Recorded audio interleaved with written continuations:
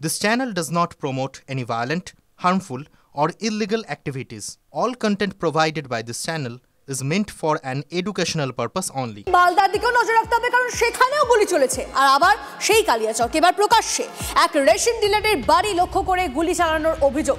আতঙ্কিত কালিয়াচকের মোজামপুর এলাকার বাসিন্দারা। রেশন ডিলারশিপ পাওয়া নিয়ে গন্ডগোল বলে খবর। গত কয়েকদিন ধরে কালিয়াচকে দুষ্কৃতী দৌরাত্ম্য বাড়ছে।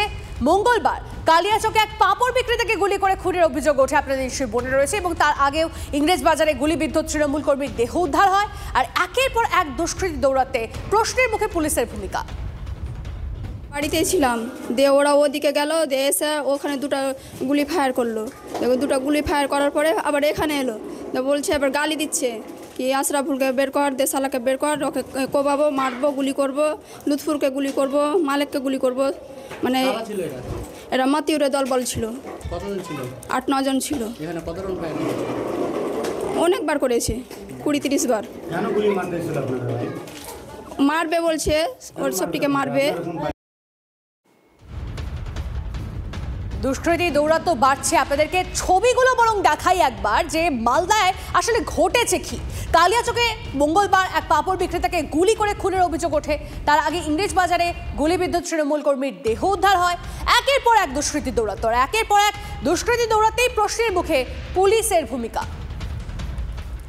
মালদায় গুলি চলার ঘটনা এবং সেই ঘটনায় স্বাভাবিকভাবেই আতঙ্কিত এলাকাবাসী এবং প্রশ্ন উঠছে আইন শৃঙ্খলা নিয়ে, প্রশ্ন উঠছে মালদায় পুলিশের ভূমিকা নিয়ে। কারণ এক নয় একাধিক ঘটনা, এক নয় একাধিকবার গুলি চলছে মালদায়। কেন কথা কথায় গুলি চলছে?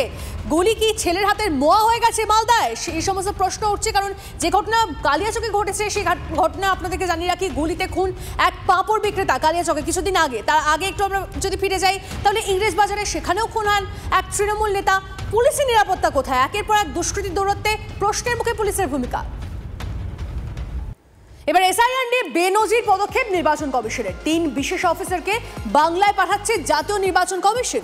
কলকাতায় আসছেন প্রিন্সিপাল সেক্রেটারি বিসি পাত্র, সেক্রেটারি সৌম্যজিৎ ঘোষ ও আন্ডার সেক্রেটারি বৈভব আগরওয়াল। এই 3 অফিসার কাজ করতেন দিল্লির নির্বাচন সদনে বলে জানা যাচ্ছে। আরো একবার জানিয়ে রাখি, এই মুহূর্তে ব্রেকিং নিউজ, এসআইআর নিয়ে বেনজির পদক্ষেপ নির্বাচন কমিশনের। 3 বিশেষ অফিসারকে বাংলায় পাঠাচ্ছে জাতীয় নির্বাচন কমিশন। কলকাতায় আসছেন প্রিন্সিপাল সেক্রেটারি বিসি পাত্র, সেক্রেটারি সৌম্যজিৎ ঘোষ ও আন্ডার সেক্রেটারি বৈভব আগরওয়াল। কথা বলবো এই নিয়ে। শ্রাবন্তী আমাদের প্রতিনিধি আমাদের সঙ্গে রয়েছে। শ্রাবন্তী, এই যে 3 বিশেষ অফিসারকে বাংলায় পাঠাচ্ছে জাতীয় নির্বাচন কমিশন, কারণ কি? এর আগে কখনো এরকম ভাবে নির্বাচনে পাঠানো হয়নি। সাধারণত স্পেশাল অবজারভার এসেছেন, যদিও নির্বাচন আর এসআইআর পদ্ধতি দুটোই সম্পূর্ণ ভিন্ন।